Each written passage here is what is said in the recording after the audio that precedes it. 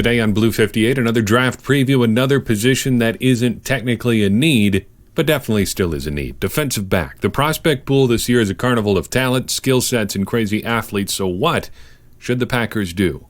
Blue 58! Hello and welcome to another episode of Blue 58, the one and only podcast to thepowersweep.com. I am your host, John Meerdink. Happy to be with you here for another episode. Boy, it's a weird world out there, isn't it? It seems to get a little bit crazier by the day. You know, last year, newer listeners may not necessarily know about this, but last year I went through a bit of a rough stretch job-wise. I was unemployed for about 7 months. And one of the things that I wished people would do, people who knew about it, I didn't share it like super widely, but people who knew about it, I wish they would have checked in a little bit more. Just ask, how you doing? So in a situation where we're all dealing with something that's a little bit unusual, consider this me asking you how you're doing. Feel free to reach out, leave a comment, whatever. How you doing? It's okay if it's a little bit tough right now. I think that's something we're all learning. It's different. And I'm not sure how soon normal is going to come back and what, if anything, normal is going to look like when it does. Because as we hear more and more news about how this thing is spreading and how people are reacting, it's starting, I think, to become clear that maybe this NFL season is not going to escape unscathed. Things might be a little bit different. And that's, I think, going to be tough for all of us. May affect this show. Who knows what we're going to talk about if it gets to be July. And we've gone through our whole offseason of stuff, and suddenly there's no training camp. It's not that far away. It's 3.5 months away from the start of training camp. And I'm less and less optimistic that everything is going to be back to normal by then. So all that to say, let me ask you how you're doing. And you can feel free to tell me. And if you just want to stick around for Packers talk, that's fine too. Because for as much as is possible, we're going to try to keep this show, again, as normal as possible. May jump in with stuff like this every now and then, but generally speaking, just going to try to pretend like nothing is happening. Not because I want to ignore what is happening, but because this is not the time or the place to solve that. But I think it is a place where we can listen to each other, and if you've got something you want to share, let it rip. And speaking of that, it's time to answer some questions from YouTube. I mentioned on the last episode that I've been a little bit slow in keeping track of the comments that are going on in YouTube. I tried to fix that today, went through a few videos worth of stuff, and came up with a couple of things that I wanted to talk about. First, from the last episode, last time we talked about running backs, Lee, a regular commenter, Lee86, offers this one up, and it's something that I wanted to talk about. Lee writes, it kind of hurts to talk about RBs and the draft running backs in the draft in a funny way. A good running back is so enticing to want early, but keeping a good running back into a second contract is unlikely, and by most standards, not smart. Yeah, we drafted Lacey, but I kind of hope we stay away from running backs until day 3 from here on out. I'm hoping for Darius Anderson out of TCU.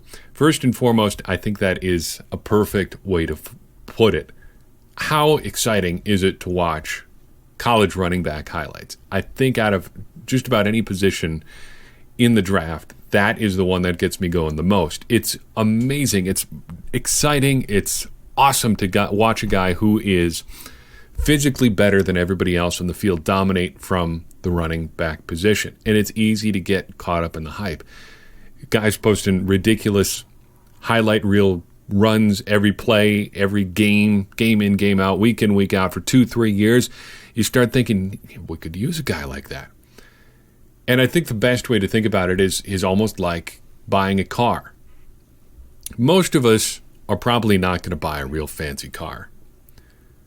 But I think there's for all of us, just about all of us, just about everybody I've talked to about this idea, we all have that car that's like, all right, if I didn't have to be practical, not even if money was no object, if I didn't have to be practical, here's what I'd get. I actually had this experience late last fall. We had the opportunity to buy a car. We were buying used. So you got to be pretty careful about what you're scouting for. I want to make sure you get value. I want to make sure you get something that checks all your boxes. So we were looking for something that had an all-wheel drive, a lot of cargo space, got to haul a kid around now. We have a lot of different needs from a car. So we find this really good one online, and we want to go see it in person. And I think this is probably going to be the one. We've been looking for a while, and we get there, and I can see it. I can see it on the lot. I can see the one that we're coming to see because it was in a really distinctive color. It's like, it's looking good. That is the car that we need. sensible, good gas mileage, all-wheel drive, great crash ratings, going to get us everywhere we need to go. We're going to be safe. We're going to save money while we drive it. It makes all the sense in the world. But as we come up to the car, we've got to walk around the corner, and what do I see but a red hardtop convertible Ford Thunderbird. Thunderbird's legacy car for Ford way back in the 50s and 60s. They brought it back, kind of a retro future look, early 2000s. For whatever reason, I loved that car as a kid. And if I ever would have had the opportunity to buy it as an adult where it would make sense, I would take that opportunity. And so as we're walking towards this car that makes all the sense in the world for us to buy, I have to walk past kind of the ideal version of this wildly impractical car that I've always wanted to get. And I happen to see the price tag, and it's not all that much. In fact, it's not all that much more than the car that we ended up buying. And there was a part of me that said, we could get that car. We could probably make it work. It might fit with some of the things that we're looking for. Ultimately, your brain wins out and you say, let's get the actual practical car that we need as opposed to the car we want. That's drafting a running back. You could get the one with all the bells and whistles that's going in the first or second round. Chances are you should probably stick with the practical day 3 pick and just see what you can work out there. Now, I don't think Darius Anderson is the bells and whistles running back, and I think there's a good reason that you could be interested in him. We had a few cutoffs for what we were looking for out of running backs when we did our preview of that position group. Some of the things that we were looking for were a good speed score, some moving mass, well, speed score above 100, good relative athletic score, productive on the ground, and productive as a receiver. And the reason we didn't end up talking about Mr. Anderson, was because he comes up just short on a lot of those metrics that we looked at least compared to the rest of the other running backs that we looked at. And that's partly because he didn't run very well at the combine. Just a 4.61 40-yard dash. And overall, some of the production metrics are just not quite there. Didn't score a whole bunch in the way of touchdowns, at least not compared to a lot of the other backs in the class, but was fairly good as receiver. And at 5'10", 208 pounds, if you can improve that 40-yard dash time, I've not seen his pro day if they got that in before all these social distancing guidelines went into effect. But if he ran better than a 4.6, I could see that being somebody the Packers are relatively interested in. It does have experience in a zone-type running attack, so that is an option. So if you're looking for a more practical car version of a running back, he might be a good option. And I do think, generally speaking, late day 2 or day 3 is probably where the Packers should be shopping if they're headed out to the running back store. Then Janelle asks, and thank you for your patience, Janelle. I saw that you asked this on a couple videos. Who are possible teams that the Packers could trade up or down with? Would Cincinnati, Indianapolis, or the New York Giants be looking to trade up into the first round? Well, I think you're on the right track looking at Cincinnati, Indianapolis, or New York looking to jump back into the first round. Not because the Packers wouldn't trade with anybody else in the second round, that is, but because those teams all pick very close to the top of the second round. So the Packers pick 30th, of course, but Cincinnati, Indianapolis, and the Giants pick 33, 34, and 36, respectively. And to kind of redirect this question a little bit, I think almost every team would be willing to trade up given the price, and almost every team would be willing to trade back given the right compensation. So what is that price point? Let's look for a second at the Jimmy Johnson trade value chart. This is a thing that's been circling around since the early to mid-90s or so. He assigned a point value to every pick in the NFL draft, and basically you want to make the point values match if you're looking to do a swap of draft picks. So if I've got the 30th pick and you've got whatever draft pick, you're going to have to make up the point value that my first-round pick is worth to make that trade balanced. It's not perfect. There are others around that follow broadly similar concept that value the picks a little bit differently, and those could be better. I think given that every team probably values these picks a little bit differently, this is about the best we can do. You've got to come up with the valuation that works for you. That's really the most important thing. So let's just use, just for the sake of discussion, the Jimmy Johnson trade value chart here. The Packers hold the 30th pick. That's worth 620 points on the chart. Cincinnati holds pick 33. That's worth 580. If they gave up the first pick of the 4th round, that would be 80 points. So that would make the trade worth 660 points coming back. The Bengals would be giving up a little bit more, but the Packers would be giving up the opportunity to pick where they are at 30. So maybe that one's not super likely. Indianapolis is a little bit more even. They have the 34th pick. That's worth 560 points. They could give up a mid-4th round pick 122, which they own, for 50 points, and a mid-5th round pick number 160, which is worth 26.2. That's a trade worth 636.2 points on the value chart. That one's a little bit more even. But New York might have the best shot. They hold pick number 36, and we're skipping over 35 because that's the Detroit Lions, and it's probably not a real strong possibility that the Packers are going to make a swap within their division, especially at the top of that second round. So let's just jump to 36 with the New York Giants. 36 is worth 540 points on the value chart. If they gave up pick number 110, an early 4th rounder, that'd be worth 74 points. That makes their trade package worth 614 points. That seems to be a little bit more likely. Yeah, the Packers are technically losing that pick, but I think this one is interesting because in 2008, the Packers actually made a very similar swap. They traded pick number 30 for pick number 36, as well as pick number 113. That's worth 68 points. That is a total trade value of 608 points, but the Packers didn't necessarily lose that trade, even though they gave up more points than they got back, because they ended up picking Jordy Nelson. The ultimate thing you want to do when you're trading is making sure that you can get a player you like. That's more important than the pick value you're giving up. You've got to see what your board is doing, where the guys that you're valuing are falling, then decide whether or not you want to pull the trigger on a deal. To answer your question, Janelle, I think the Packers would be interested to trade with all of those guys, all of those teams, depending on how their board falls.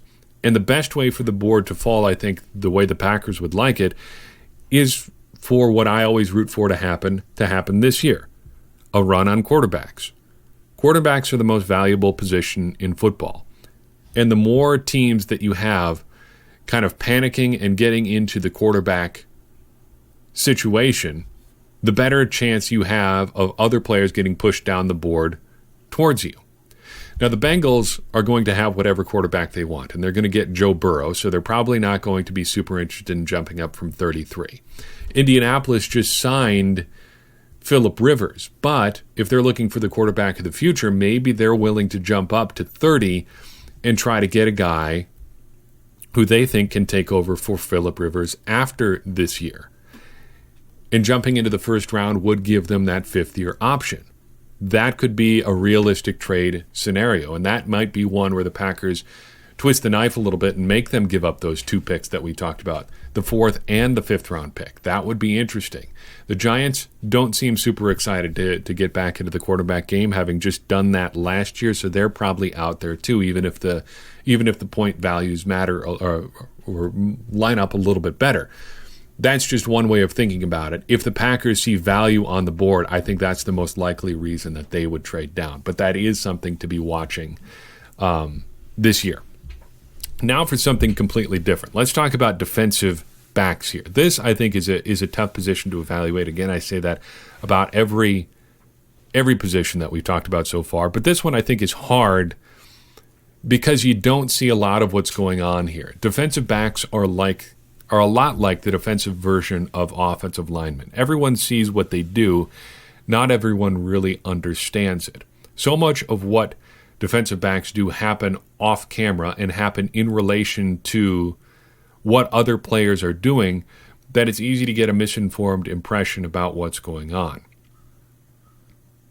The Packers have had numerous situations where it looks like a guy's getting hammered in coverage, and it turns out to be not his fault at all. I recall it was against either the Chiefs or the 49ers the first time around. I have to look back at my notes. It's not really important which team it was about, but there was one of those games where the Packers absolutely got smoked by a deep route by a tight end. It was either Kelsey or Kittle. Again, it doesn't really matter who, and it looked like Kevin King got obliterated in coverage.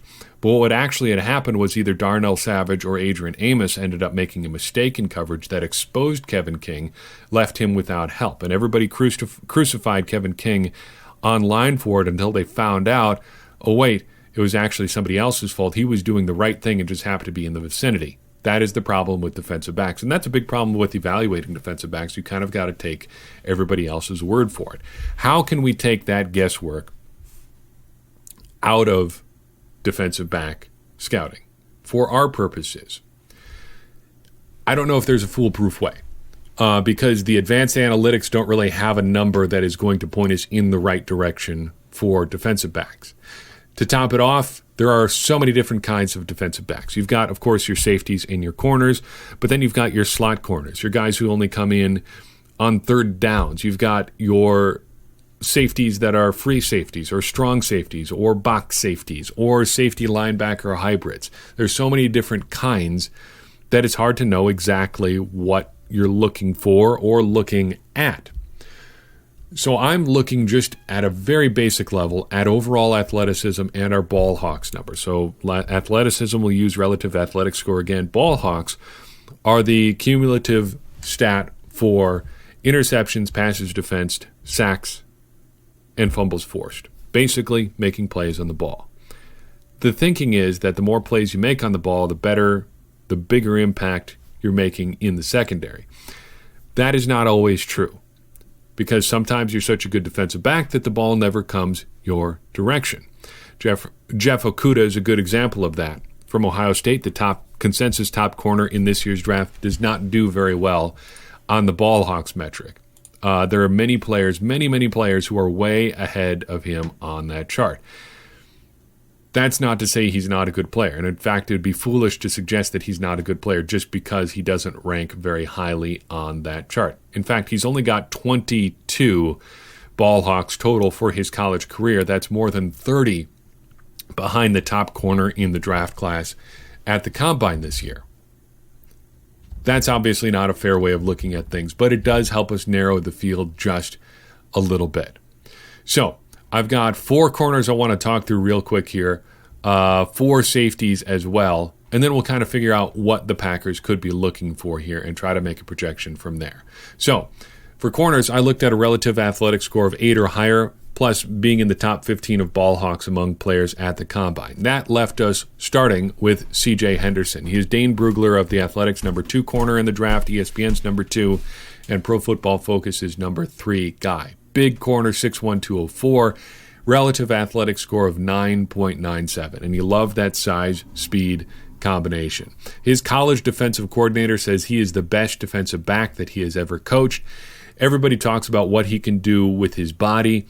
There are questions about his ability to finish on the ball, but his athleticism is not in question at all. Everybody loves his tools. Not everybody loves what he does with them. Dane Brugler says he's great at doing everything right for the first 90% of a play, but then he fails to finish on the ball or with a tackle. I am not always super impressed with the criticism of defensive backs as not being great tacklers. Unless you're looking for a safety that's going to play down by the line of scrimmage all the time, who cares about a cornerback's tackling skills? That's more of a bonus than I think a primary evaluation thing to me. But we'll make a note of it when it comes up. You can weight it or disregard it at a level that seems appropriate to you. Sound good? Good.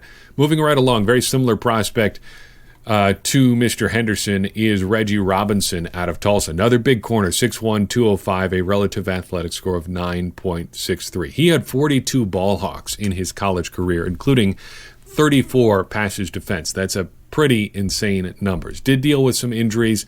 Not great in run support, but again, who cares?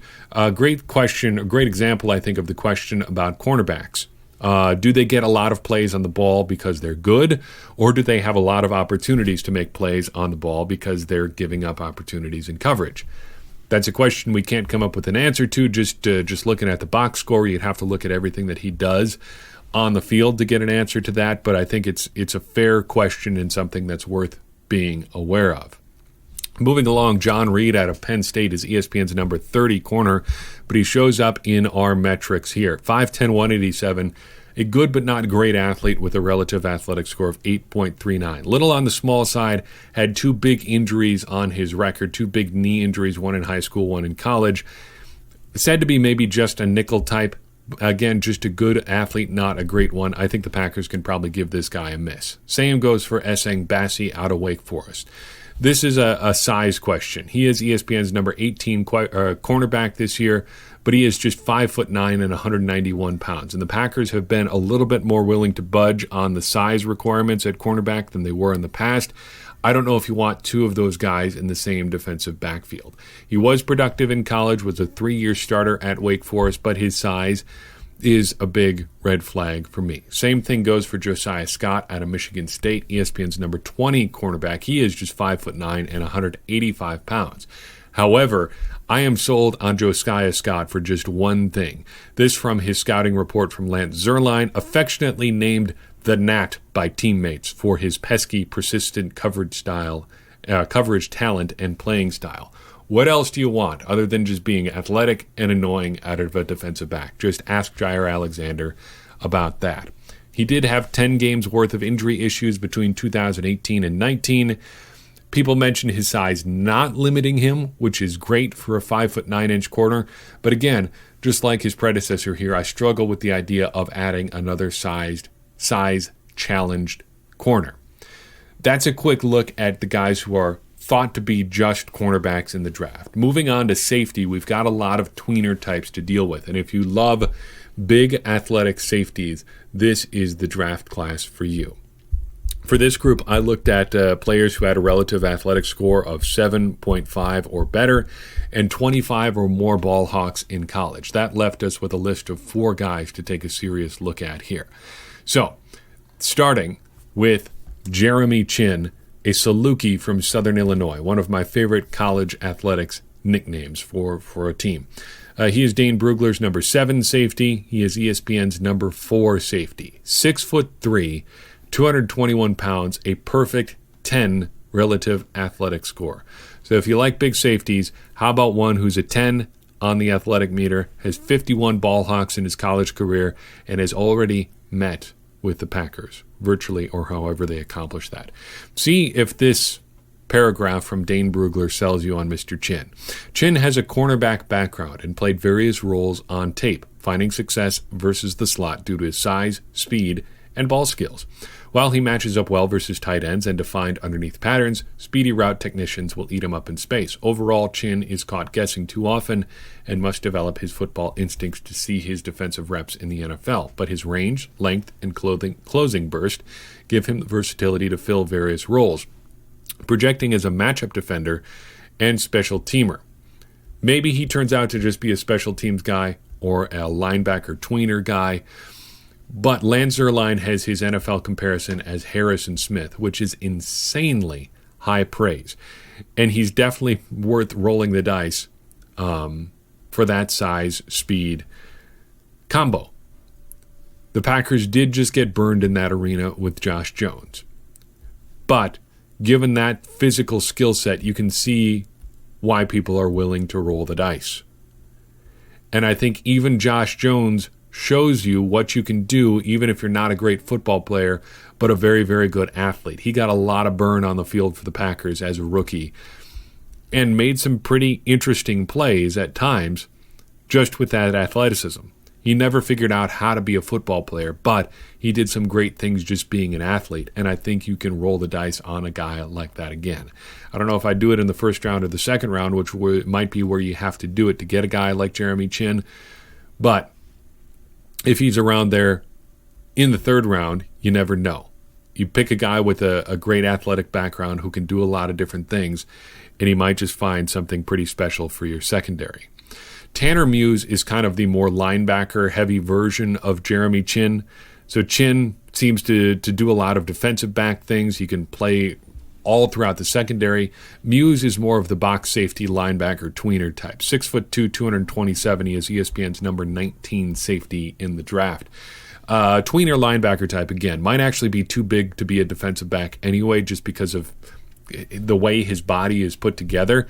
He does get his hands on the ball pretty regularly, but not necessarily as frequently as other more defensive back specific guys on this list. I'm probably giving him a miss just because I don't think the Packers need another pure linebacker tweener type. I think they want to lean more towards secondary with the guys that they're looking for in the secondary, but it's an option. And the same is going to be true for the next two guys on our list too. Kyle Duggar out of Lenoir Rhine. I'm not really sure. Division II school. If only there was some sort of unlimited resource of knowledge that we could look to confirm that pronunciation. Oh well, we'll figure it out another time. Dane Brugler's number 3, ESPN's number 6 safety, 6'1", 214-pound prospect. Here's what Dane Brugler wrote about him, or excuse me, what Lance Zierlein wrote about him. If you're looking for a guy who played small school competition and destroyed it, that's what you're looking for, I guess, at a smaller school guy. This might be the man for you. Listen to this. Quote, "It's rare to find a safety with elite size, speed, explosiveness, and production at a Power 5 school, and almost impossible to find one at a Division II school. Duggar crammed the stat sheet full and used those elite traits to dominate the competition. At times he seems bored with his level of competition, but his engagement can be instant and urgent when it needs to be. He plays with controlled violence and carries an alpha demeanor on the field." That's about everything I'm looking for from a defensive back, I think. He projects as both a safety and a linebacker, can also return punts. Can he make the jump from Division II? I think that's a fair question. Playing at a small D2 school in North Carolina, jumping to the NFL, jumping to Green Bay, Wisconsin, that's a big jump. But I think that's fair. It's a fair thing to ask about just about every NFL prospect. Can they compete at the NFL level after doing it in college? Not everybody can, no matter how successful you are in college. So don't let, I guess, the idea that he played at a D2 school deter you. The Packers have had some success with guys like that in the past. Finally, L'Jarius Sneed out of Louisiana Tech might be the more chin version of these tweener hybrid safety cornerback type guys. 6 foot even, 192 pounds. Comes up again and again in his scouting report that he is not so much a safety linebacker tweener as a corner safety tweener. Maybe your third safety slot cover guy. Nobody seems super hyped on him as a prospect, but he has pretty good size and he's an overall pretty good athlete. He might be a good name to keep in the back of your mind. So, of this list, I think there are 4 guys that I'd be interested in taking. Draft slot, agnostic sort of, just would be interested in having them on the Packers. C.J. Henderson seems like a no-brainer.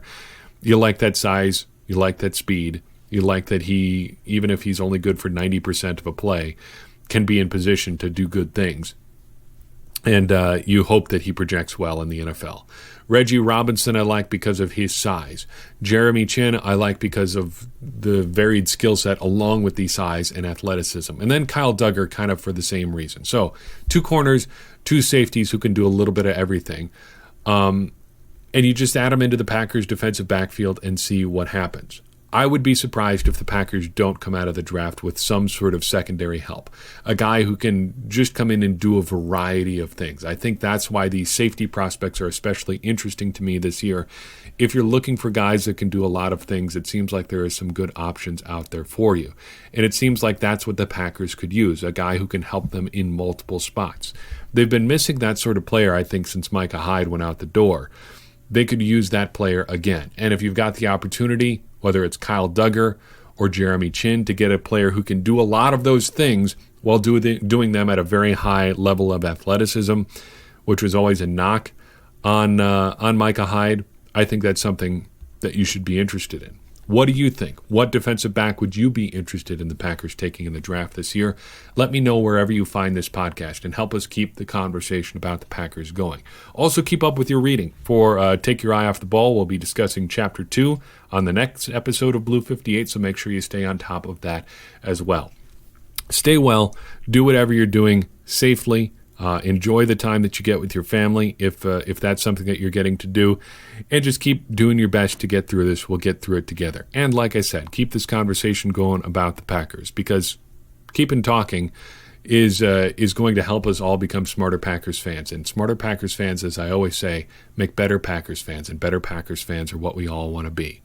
I'm your host, John Meerdink. We will see you next time on Blue 58.